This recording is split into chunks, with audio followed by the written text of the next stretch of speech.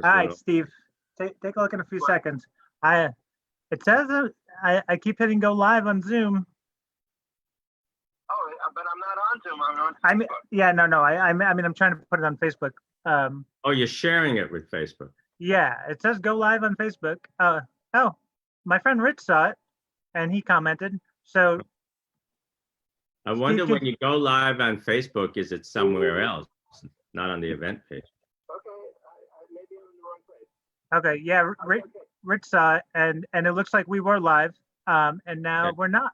All right, now we are again. All right, I'll work on it. Okay, all right, we're gonna get started. Okay. Good luck. All right, love you. Bye.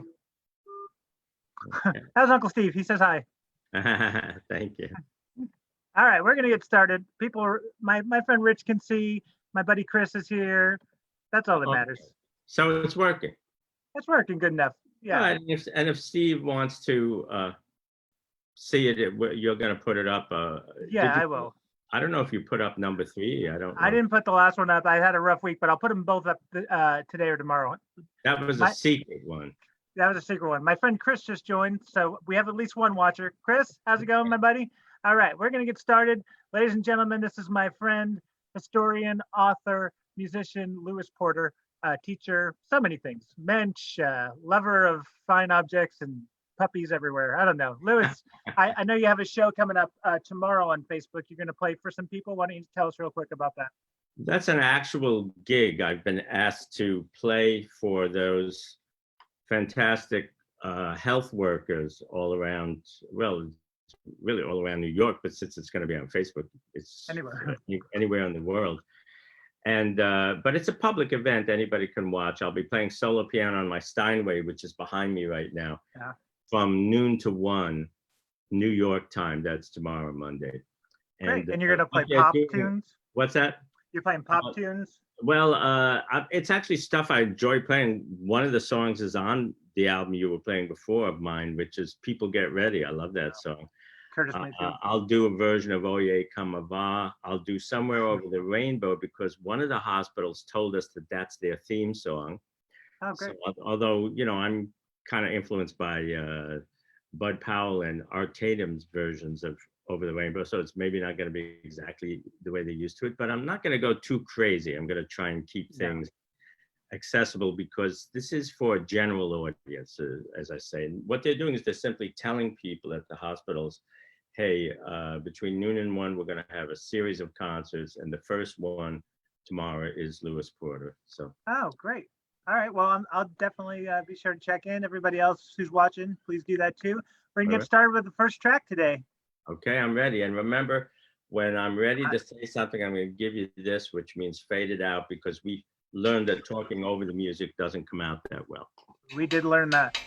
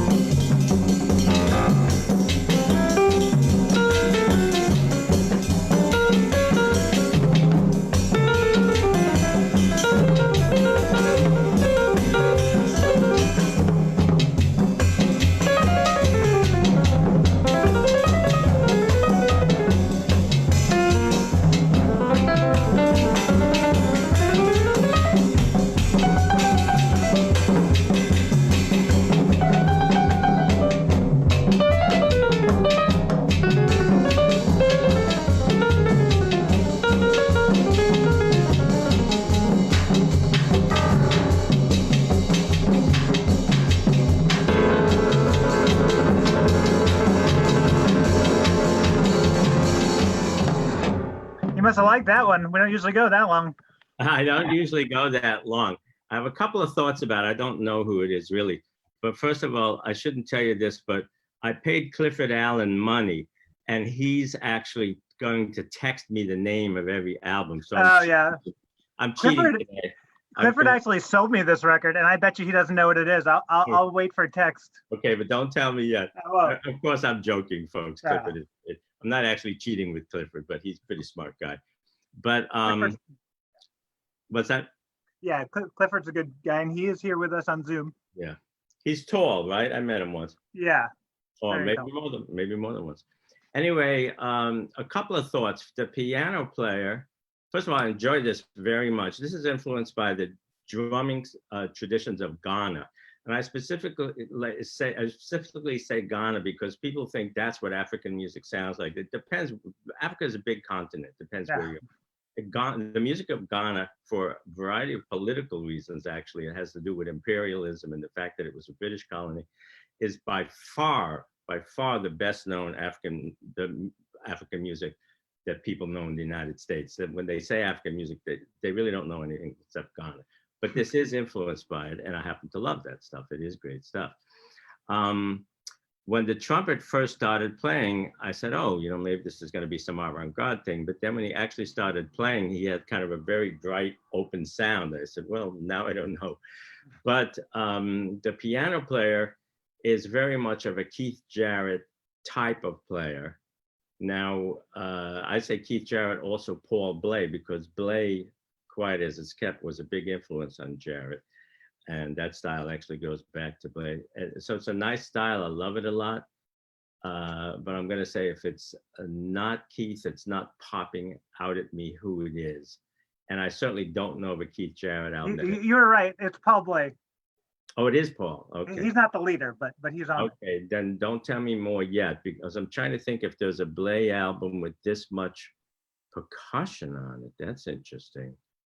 I guess I don't know which Bley album it is, but I do love that style. And if we had gotten to the trumpet solo, I'm sure I would have loved the trumpet too. The trumpet is the leader, I'm going to say. Oh, isn't that interesting? Okay. Gary Peacock on bass, Gene Stone, and Nick Martinez on drum. Okay. And Paul Bley. I actually have this somewhere, but I haven't heard it in a long time. Really good. Don Ellis was a very creative person. Some of his early albums are pretty, well, I guess you could say all his stuff is way out, but most of his later stuff is with big bands. But that stuff is pretty wild too. He was a very innovative guy. Interesting, very cool. So I had so many songs picked out for this week. I was like, I'm just gonna go with it. I'm just gonna see how we're feeling, what we're talking about. But Don Ellis put me in the mood for this track, so let's get this one going.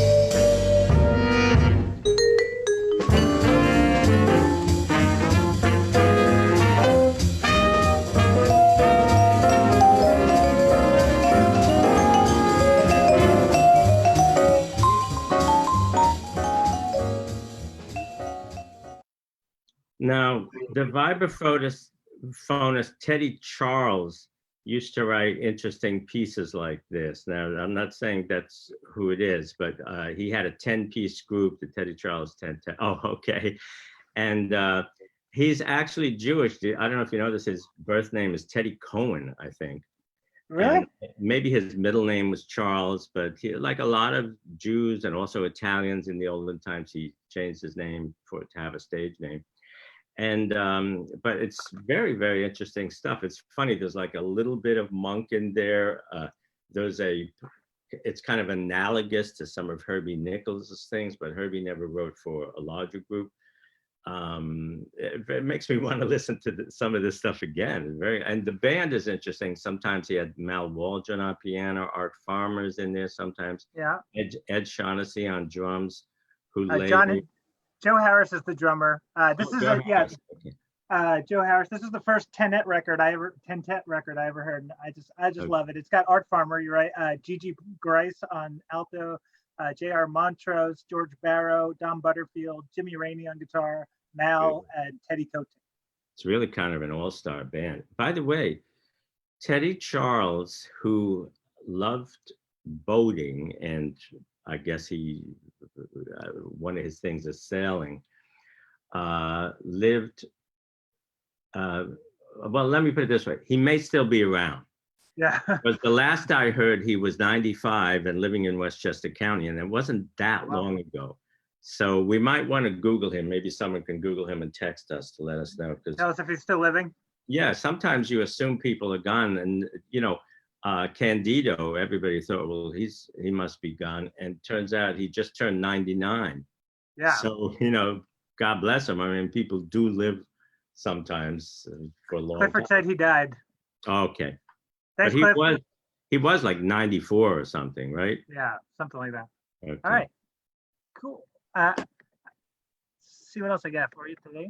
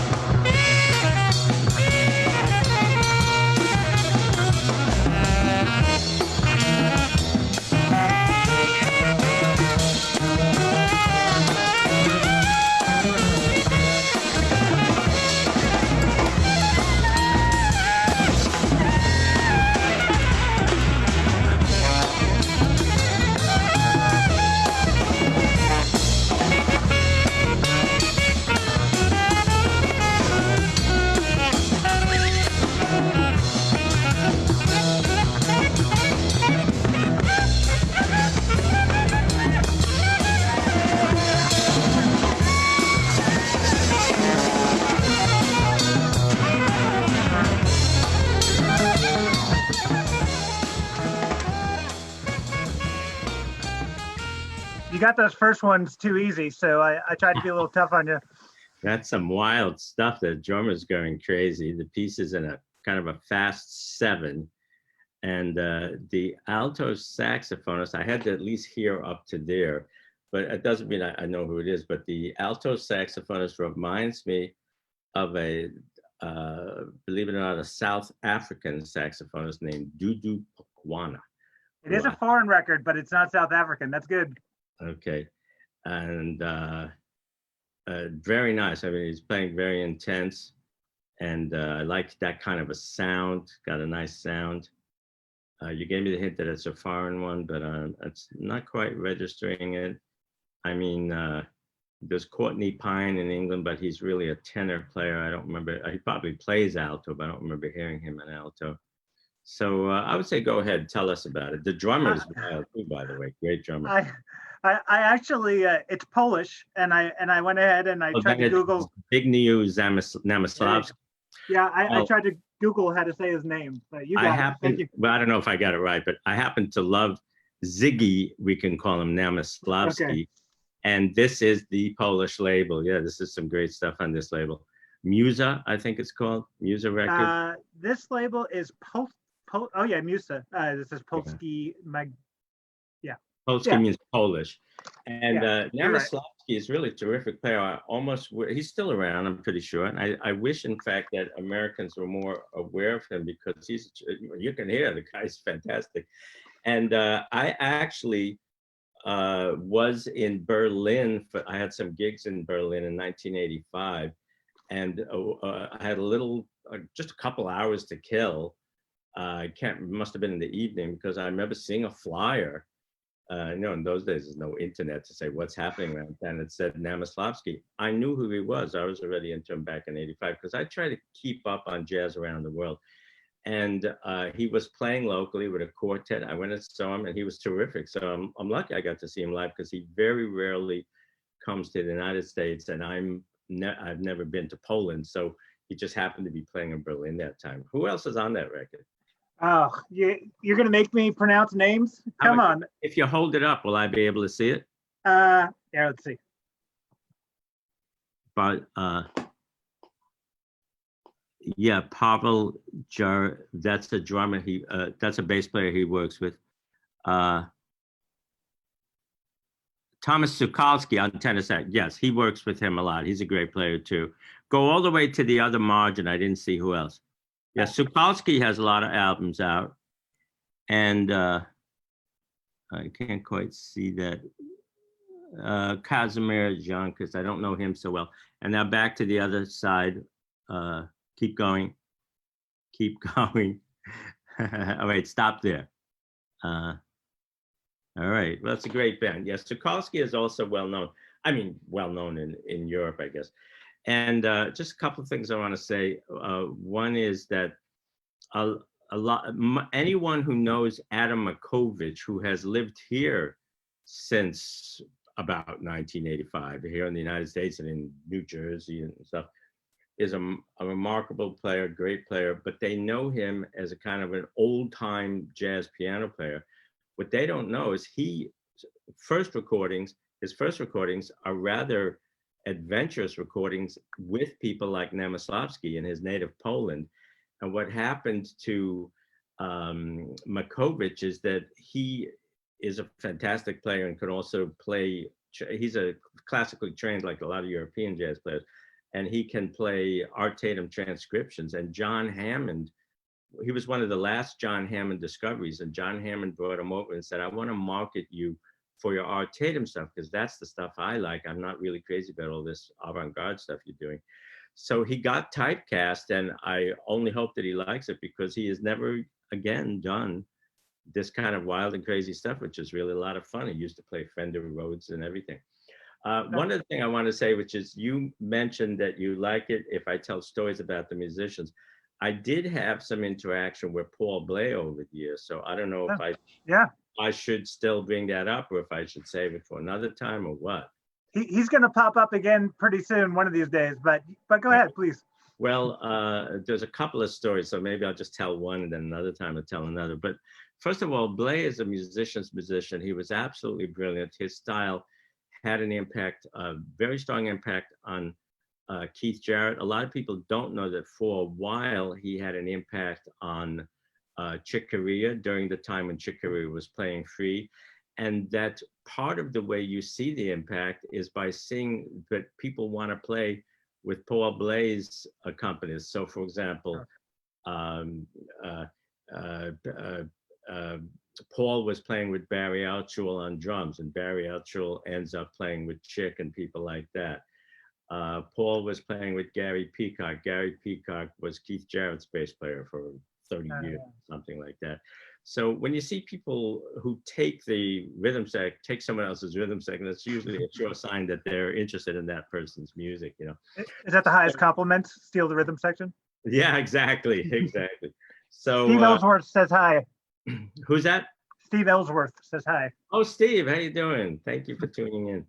I mean, this is, you know. Now, I don't know if I can tell, there's two stories I can tell. Let me tell one of them.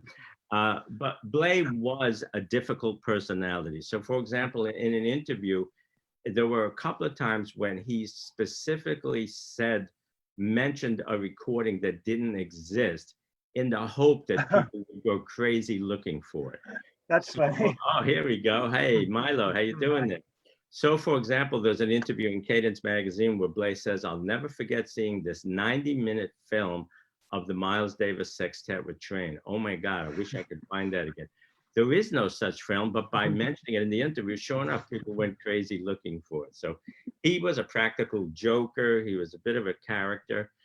It's like the Michael Jordan of jazz, because Michael Jordan, we just saw this documentary where he would make up things to his team and say, "That guy was talking about your mama," to get him mad. Blay certainly could do stuff like that.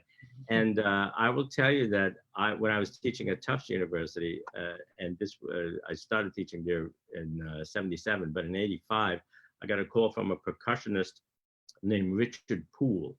And he said, "I happen to be a good friend of Paul Blay. Paul's going to be in the area. We'd love to do a duo concert if you can come up with any reasonable sum." And we came up with a couple $100 each, and they gave a duo concert. And there were two funny stories about the concert. I'll just tell you one now. And I don't know if it's funny, but it's typical of Paul Blay. Is that Tufts and unfortunately Rutgers, the two schools that I taught longest, were both notorious for not paying guest artists. And I'm embarrassed to have been affiliated and bringing people in. And I was always in an embarrassing position. So even though it's just a couple $100, months went by, they never paid Paul or Richard Poole. Paul kept calling. I can't believe they didn't pay me. What's going on? I said, "Look, I'm yelling at them too. What can I tell you? They just don't care," which is terrible to have guest artists and not to care. And they didn't even care when you threatened, I'm going to tell everybody Tufts University doesn't pay, Rutgers doesn't pay. They still didn't care. They said, "Go ahead and tell people we don't care." So what happened? Eventually he got paid. 20 years later, no sooner, that was 85, this is 2005. He's playing at the Blue Note in New York. In between sets, I go, "Hey, Paul, you wouldn't remember me. It's Louis Porter." He said, "Louis, I can't believe it took them 6 months to pay me." So that's Paul Blay for you. Never forgets a grudge. Sounds like me. And he was not friendly to me. He was like still mad. Like it was my fault. Yeah. All right. Let's see.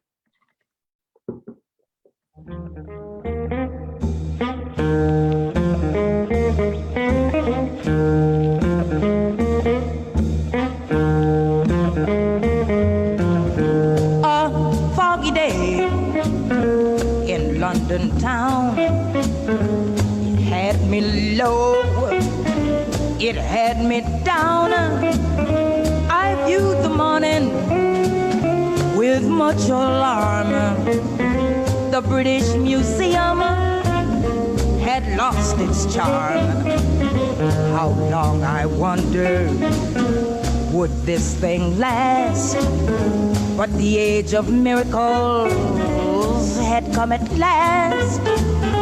For suddenly I saw you there, and in foggy London town the sun was shining.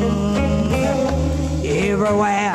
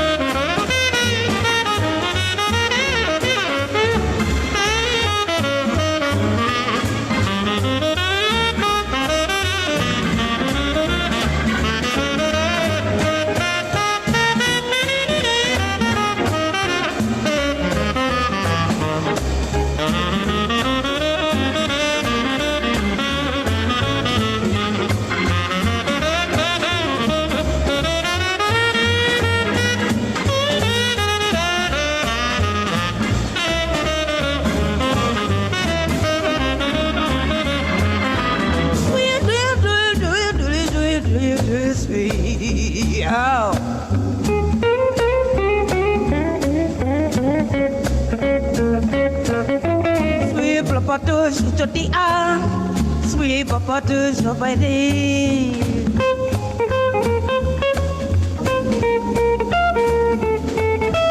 Sweet do sweet sweet sweet do sweet sweet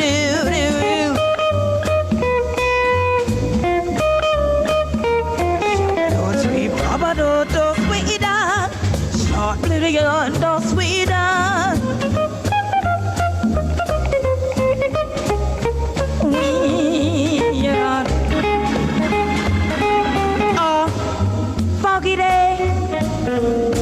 London town. It had me low. It had me down. That was some serious tenor sax going on. That wasn't a joke. Yeah, beautiful, beautiful stuff. I'm gonna say that the singing is Nancy Wilson style. Now there is another singer named Marlena Shore that is kind of in that tradition. Oh, she had some good funk records actually that I've collected. Yeah, and it's funny because I used the word style. It's a very stylized way of singing, like you pronounce your words in a very clipped way. A foggy day, you know, it's like they're very kind of very clipped, and it's not like a foggy day, you know, it's not this kind of thing. It's like a lot of little short notes, very expressive. But Nancy Wilson, I don't know of a record where she scats, even though this scatting is kind of a little bit worked out, if you want to think of it that way. But it's still, I don't know of a record where she does that. And I like that that guitar kind of vocal interaction reminds me of the Ella Fitzgerald, Joe Pass records. That really got me into jazz. That little really? Into jazz vocals at least. Now I was into jazz before that, but getting into like the singing and stuff, those Joe Pass, Ella Fitzgerald records. Oh, those are good. Those are great. I just love them, and that kind of reminded me. They really work beautifully together. And yeah, this guitar and vocal have a close association, and the saxophonist feels to me like a guest star with the band, but I could be wrong about that too. So that's about it. It's a really good band, and they're on all the tracks. It's Jimmy Forrest on tenor, Bill Jennings is the guitar player, Jack McDuff before he was brother Jack McDuff on organ, okay. Wendell Marshall on bass, and then of course the famous Roy Haynes on drums. Wow. Oh, Betty Roche, you pronounce the E. Of course, she's most famous for working with Duke Ellington. Take the A Train, and her version of that. Yeah, and this could be in fact, if I understand the story correctly, she had her own lyrics to Take the A Train and presented them to Duke. Oh. And Duke said, oh, that's great. You know, and she was 18 at the time. And then there's an interview with her where she talks about this. And she said, I told Duke I've got some lyrics and I sang them for me. He said, oh, that's nice. Yeah, he said, maybe we might be able to use that at some point. And apparently 3 years later, they kept in touch, and he said, why don't you come and sing with the band? When she came and sang with the band was around 1950, 51. But this could be, you may know this, Neil, but I'm going to say this might be the only full album she ever did as a leader. No, she has one more where she does Take the A Train. It's not with Duke. It's under her own name. So she has two, and they're both really, really, really good. But that's great. Jimmy Forrest, that's like one of the real, you know, rough and tough tenor styles, and you can hear it. He sounds good. That's a really good tenor sound. I love the whole band on there. All right, let's see. How about, oh, I'm not gonna, I almost gave you a hint. Of course, Roy Haynes, I have somewhat of an affiliation with. Roy, Oh, yeah. I did an interview with Roy, just the two of us for Jazz at Lincoln Center, I'm gonna say around 2008. Oh. And there were 120 people there. It was well attended, and I was well prepared. I ran it. When I do an interview with one person, I run it as a kind of "this is your life." Say, hey, remember this one? You know. And so I put on a record and go, remember this? He says, wow, I haven't done that. Hey, what is that? You know, this kind of thing. And in the middle of it, he stood up. Now, of course, he's very short. He's like 5'0" or something. He stood up and he had his boots on because he's a very stylish guy. And he kind of tapped with his feet, did a little tap. He said, you know what, folks? I'm really enjoying this. And his daughter, Leslie, who is a great person, and since then actually got her master's degree with me at Rutgers in jazz history, came up at the end and she said, you know what? She said, that's a rare compliment from him. So I felt good about the way that went, you know. Me and my friend Gary Nelson, who I think is tuning in, we saw Roy Haynes at a place called Jazz Alley in Seattle. And I just remember thinking like he had the weirdest cymbal I'd ever seen. It was like this spiral cymbal that was taller than he was. Wow. Reach up. It was really cool. I'd never seen anything quite like it. That's great. Yeah, that was a good show. I mean, that guy, I mean, did he play for 50, 60 years? How long was he? He was active a long time. What did he just turn? He just turned 95 in March. Yeah. All right, let's go with this guy. Okay.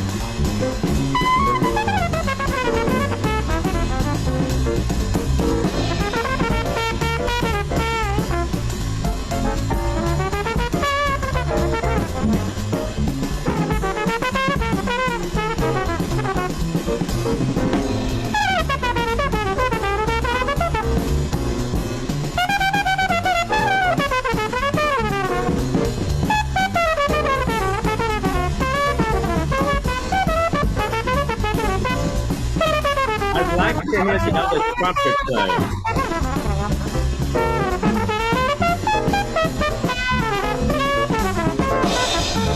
Eddie here. My piano's good.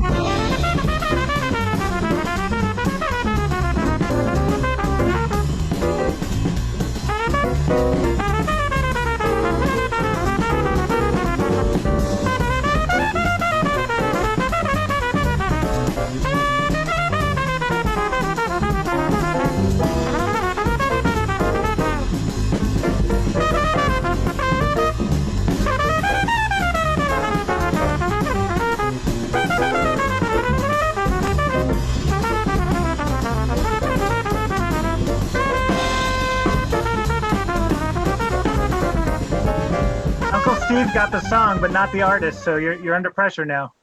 Yeah, the song is Walking, of course. Now, which is a blues. Now, I noticed on the head there were two trumpets. That's why I asked to hear the other. It's not common for a small band to have two trumpets. So it usually means there's some kind of like a jam session kind of environment, you know. I have to say something though, not to be mean. I mean, everybody on this record can play.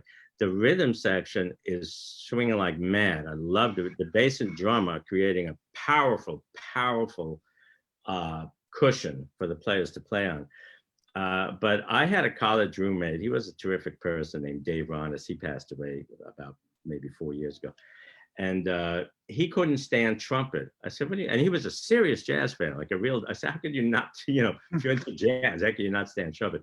He said, because only the very best players can play it cleanly. It tends to sound choppy and broken. Half the notes don't come out clear, you know, that kind of thing. And I have to say, these two trumpet players are guilty of that. Although the idea, there's good ideas in there, they're very sloppily expressed, and it makes it a little hard to, let's put it this way, if you were trying to write down what they were playing, you'd have some hard time because so many of the notes are not speaking, as we say. It sounds a little bit like possibly Bill Hardman could be one of the trumpets. It's a little hard for me to place it, though, I have to be honest. Well, it was Roy Haynes again, another on the drums, and Wow. Sam Jones is the bass player. Great, what a team they are. Wow, they didn't work much together either. Oh, Dizzy Reese and Ted Curson, it makes sense actually. And Claude Williamson. Dizzy Reese, Ted was a lovely guy and a funny man. He was very funny, had a great sense of humor. I met him a couple of times, and I actually went in 1969.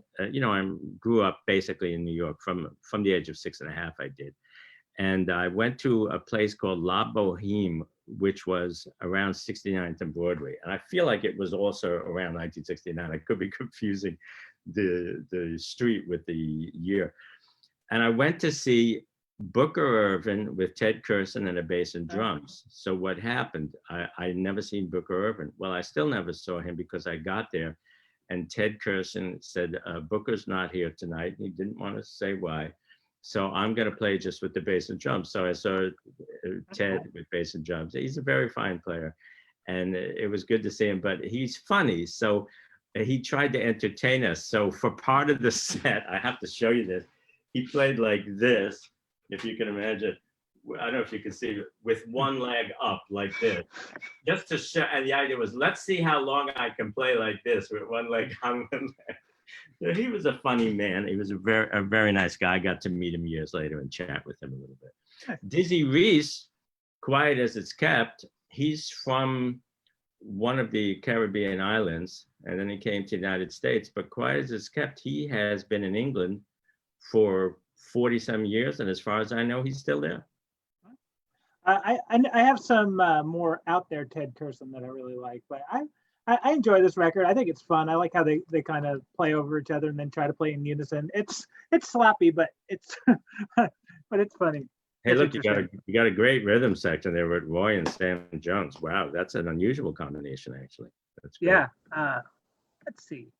What do I want to play for you now? Let's go here.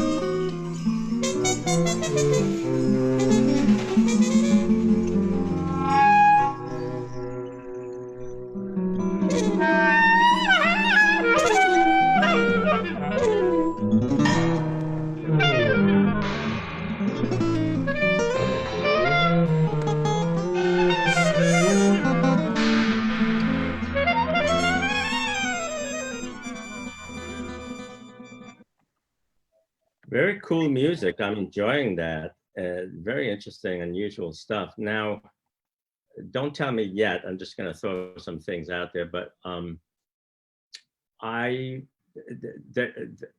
feel like it's. But see, this is already not such a brilliant thing, but I feel like it's either the leader is either the clarinetist or the guitarist. And there is a guitarist named James Emery that does stuff like this. And there's another one, Michael Boshin, who actually only recorded one album that I know of. So that would be interesting if you had it. And there, of course, is clarinet John Carter, who is a very creative guy and does a lot of writing. Now, this has a lot of writing in it. So it's somebody who does a lot of writing, but that's as far as I've got with it so far. So one of my two of my best friends are watching, but one that I'm going to talk about for a second. I've been in both of his weddings. Hi, Chris, love you. He studied jazz guitar at the University of Cincinnati, I believe, and talks famously about being insulted by Fred Hirsch. But the guitar player on this, well, not insulted, but Fred wasn't crazy about the way he ended his guitar solo. Fred said he wasn't buying it. Wait, I was like, he taught. He studied. Fred Hirsch was observing his class. Yeah, he studied jazz guitar I believe, at the University of Cincinnati. Fred Hirsch was observing his class, and he was playing a solo, and Fred Hirsch said, "You ended your solo on an F. I'm not buying it." And that's basically the story. Oh, that's so funny. That was like 30 years ago, 20 years ago, but it stuck with Chris, who we call KB. Funny. But the guitar player on this record, I've heard Chris say, screw that guy. He stole my deal, even though he's been around since before Chris was born. This is a guitar player. Well, Vinny Golia is Vinny Golia. Okay. He's the leader. The guitar player is Nels Cline, and the reason Chris says that is because Nels plays jazz. He's in a pop band called Wilco. He played country. He plays everything, and that's what Chris is like. A very well-rounded musician. Plays reggae, jazz, country, folk. Basically. So Chris is active as a player still. Oh yeah. He's an amazing musician. Beautiful. All my friends are. My friend Rich is watching. Well, that's interesting because Vinny Golia, who's kind of a legend in Cleveland, I think is where he's based, and he's got about 50 albums out. He's a terrific player. He is a multi-instrumentalist. He plays all the woodwinds, so he is a little hard to place for that reason, because you may say, oh, he's a tenor player, and then he's playing clarinet, so you might not think of that. He plays so many different instruments. But you're absolutely right about Nels Cline. I only met him once. There is a now defunct series. There was a jazz series that was curated, I guess there is the word they like these days, by James Carney, who's actually a terrific pianist, not so well known, and also makes his living as a piano technician. Is like a high-level piano technician, but he really is a creative player. And he had a series at this restaurant, a Polish restaurant in Brooklyn, and I only went on the last night, which was a great night because it was Robbie Coltrane and then another band with Ethan Iverson, my friend. They're both friends of mine, and everybody came. I couldn't believe it. But in the audience that night were Bill Frisell, Nels Cline. It went on and on. It's like everybody was there. All the guitar players. Yeah, a lot of guitar players, but not only, just a lot of people. So I got to meet Nels briefly, and you're right. He is everywhere. And I went to see Bob Dylan, and the opening band was Wilco.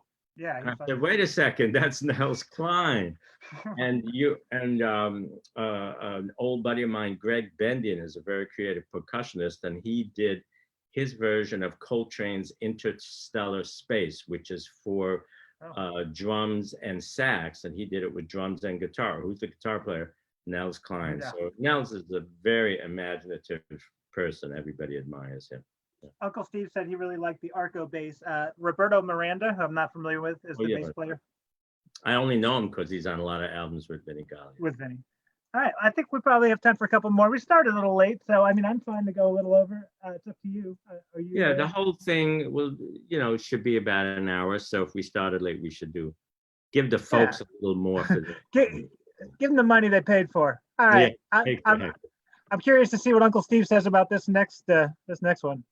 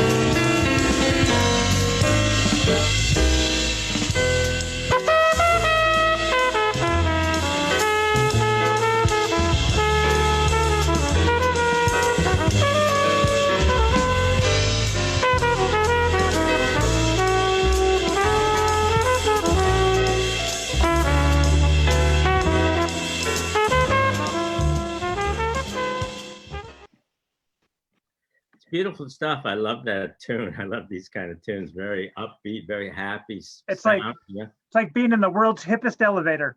Yeah, right, exactly. And it's a long tune, by the way, and they play it twice at the beginning, which, I mean, I guess that's fine. To me, it was a bit long, only because it is a very long song to hear it twice at the beginning. But on the other hand, it's such a nice tune. Why not? And I can't really place it, but this is an example of a trumpet player whose notes are very clearly expressed, and he's got a nice sound. I don't know. I mean, sometimes I think of my acquaintance Stanley Cowell for these kind of songs, or John Hicks maybe for these kind of things. But I can't quite place it. Charles Tolliver on the trumpet, can't quite place it, but it's nice stuff. So we've reached the mental health awareness portion of our show.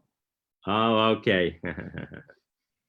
Well, yeah, well, he's a beautiful player. And who else is on there? A lot of guys I don't actually know. Bob Berg on tenor, Yeah. Barry Finnerty on guitar, Mike Right. Wolf on piano. Oh, yeah, Mick- Mike's very active still. Yeah. Mike Richmond on bass, Lenny White. Mike Richmond's an old buddy of mine. We've done a lot of playing together. Oh, really? Who was the last one? Lenny White on drums and Muhammad Abdullah on percussion. Yeah, well, it's a good band. Of course, Lenny White, you know, from his years with Chick Corea, is a fantastic drummer. I love his playing. And Tom Harrell, I'll tell you a stupid story about Tom Harrell, which is he's been very public for some years now, about 20 years, that he's got schizophrenia, and that if you go to see him and if anything seems odd about his bearing on stage or whatever, you know, you've got to kind of give him credit that he's had such an accomplished career. And I did get to talk with him a couple of times. And but the first time I saw him was back around 1985, and he was, it might have even been this, yeah, I think it might have been, probably was the first time I saw him. Yeah, I think it was earlier than that. It was around 83, and it was at the 1369 Club, they used to call it in Cambridge. Sex club. Just the address, so they used that for the name. And he would play like brilliantly, like really great solos with nice sound and, as I say, clear articulation, everything. Then in between solos, he stood like this. Yeah. And I'm talking about, if he didn't solo again for half an hour, he stood like that for half an hour. So I said, boy, this is awfully strange. You know, I mean, normally, even if you got to be quiet for half an hour, you move around, you do whatever. And I just didn't understand it. So I was trying to figure it out. And the idea that he was schizophrenic, we now know that he does that. He doesn't even always do that anymore, but that he does that so as not to be looking out at the audience, because that might freak him out. Yeah. Better to just look there. But I didn't know that. And I'm so stupid that I finally came up with the answer. I said, oh, I know what it is. I said, I'll bet his chest hurts.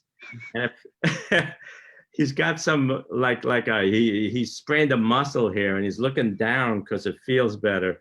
It feels better if he looks down. So that was my stupid explanation. I believe, I don't know if it was Chris who I was talking about earlier, or my other friend Rich who's watching.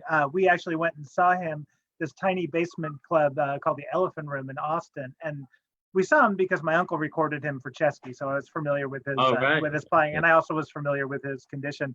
And it was, yeah, exactly how you said. This was in 2004, 2005 maybe, and he was just like he was just trying really hard to focus on playing. He wouldn't make eye contact with anybody, and he was with I forget his band, but yeah, I mean, it was amazing. Like he was one of the greatest trumpet players I've heard live. But he was very uncomfortable to watch at times. Yeah, that's the thing. It's but you know, like I say, you just have to give him credit that he's led a successful career.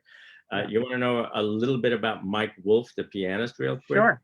He's a terrific musician. He's still quite active. He's done film and stuff like that. And his wife, Polly Draper, is a very fine actor and director who was one of the stars of a much loved TV series about 20 years ago or more, maybe, called 30 something. And they have two boys who led a very successful, like, young kids rock band, and under the name of the Naked, if I remember right, the name of the band was the Naked Brothers. They weren't actually naked. It was just like a way to get you to listen.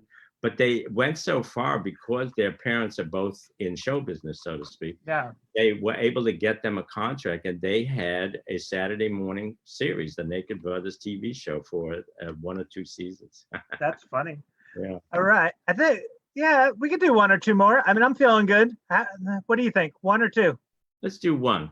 1 more. Oh my God. That's tough. Let's see how quick I am on this one, and then. All right, I'll give you an easy one, and then maybe we'll end on a harder one. Disappoint you if you really want to do 2. All right, yeah, I'll give you an easy one, and then we'll end with something a little more interesting.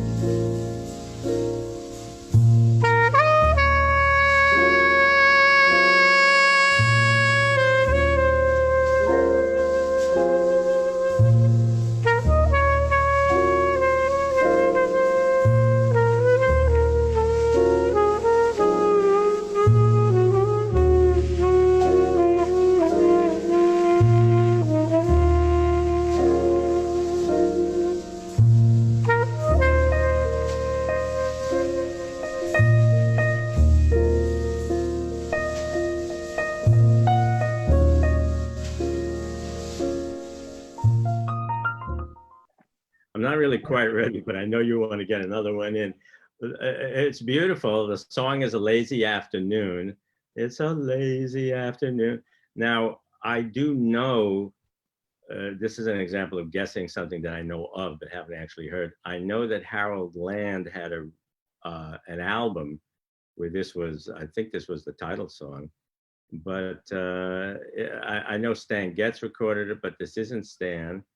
So I know you said it's an easy one, but it wasn't as easy as you might have. I'm a little disappointed in you, Mel.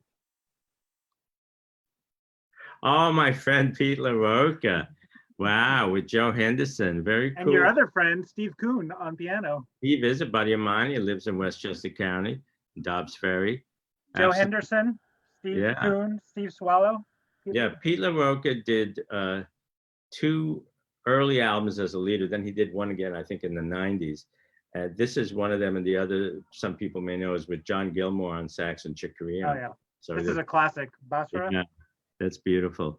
Just real quick, what are some of the other tunes on the back? Just turn it. Yeah, I listened to this last night again. I think Basra is a Pete LaRocca original, I think. Yeah, Malaguena? I don't know how to pronounce it. Malagena. Yeah. Don't bother spelling, just Can do. Hold it up. Hold it up for a second. Can do. Tears Come From Heaven. That's funny. Oh, Eider Down by Steve Swallow. That's a great tune. All right. Very good. Thank you. Yeah, if I heard Joe soloing, I probably would have got it. But that's very nice. Very nice. Let's see. All right. Well, everybody, thank you so much. I'm going to end on something. I don't know what, but let's see. How do we want to end? I feel like we've had a pretty good mix of older and newer songs. We haven't had anything too weird today. Well, let's end with this one. He says not anything too weird, and my friends are like, I can't believe you guessed Teddy Charles. Like, what is, and he's like, well, who wouldn't know the Teddy Charles? Yeah. Like, come on, give me a break now.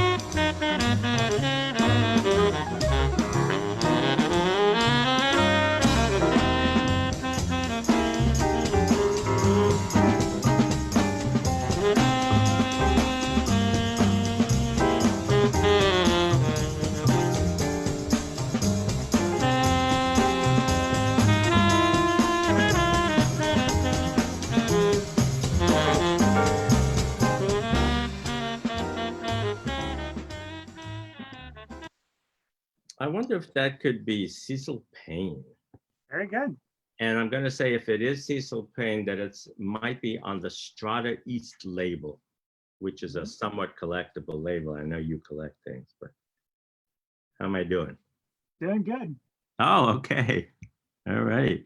This is cool. I mean, it's sad because both Kenny Dorham and Wynton Kelly were on this record right before they died. And by the time it was released, it was in memory. And Wynton Kelly is my all-time favorite piano player. He's one of my definitely maybe top 6 or 7, definitely. The Wes Montgomery record is one, but also he played on my favorite recording of all time, "Someday My Prince Will Come" by Miles. Oh yeah, and who else is Kenny Dorham plays on that record in some place? Yeah, he plays trumpet. Albert Heath is on drums, one of the Heath brothers. Cecil is on baritone and alto. Wilbur Ware on bass, and Wynton on piano. And it sounded like there was maybe an organ or something in there. Oh yeah, Wynton plays organ on this record too. Wow, that's unusual. Very cool. Okay, that was good. That was a good guess. How'd you know Cecil Payne? I don't really know much about him other. Cecil Payne goes back to the 50s, and he had a very distinctive approach to the baritone sax, so kind of a fast vibrato, buddy, and a kind of a breathy sound. And I didn't, this is later. I mean, I'm more familiar with his records 20 years before this, but it sounded to me like his sound, basically. And I knew he had something on Strata East. So once I had that, I said, well, this definitely doesn't sound like something from the 50s. Yeah, that is a label I do like. All right, that was so quick. I'm going to give you one more real quick, and if you don't get it in the first. If you don't get it in the first minute, we'll stop it. But sure? I'm sure. I think we're going to get this. We started late.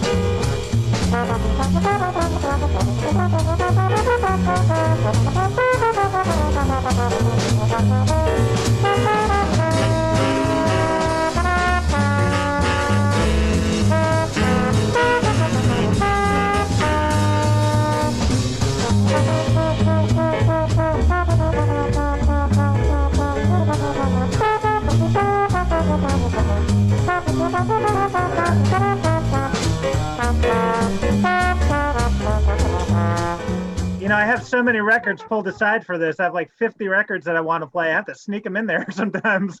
I mean, the reason this one is maybe not as easy as you think is just the instrument already is a little unusual. That's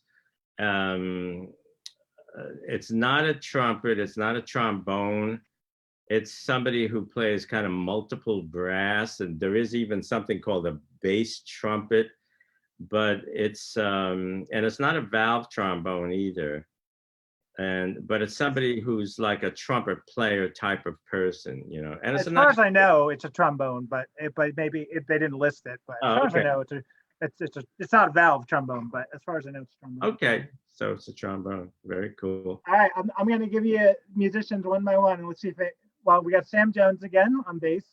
We got Charlie Davis on baritone. The leader is the trombone player. Walter Benton on tenor. Well, wait, stop for a second. I don't think this could be Jimmy Cleveland on trombone. Or no? Curtis Fuller would be another possibility. Well, the reason I thought this would be easy for you is because all of your studies of Coltrane, I thought maybe you came across McCoy. Oh, well, if he had soloed, believe me, I can always recognize McCoy soloing. Yeah.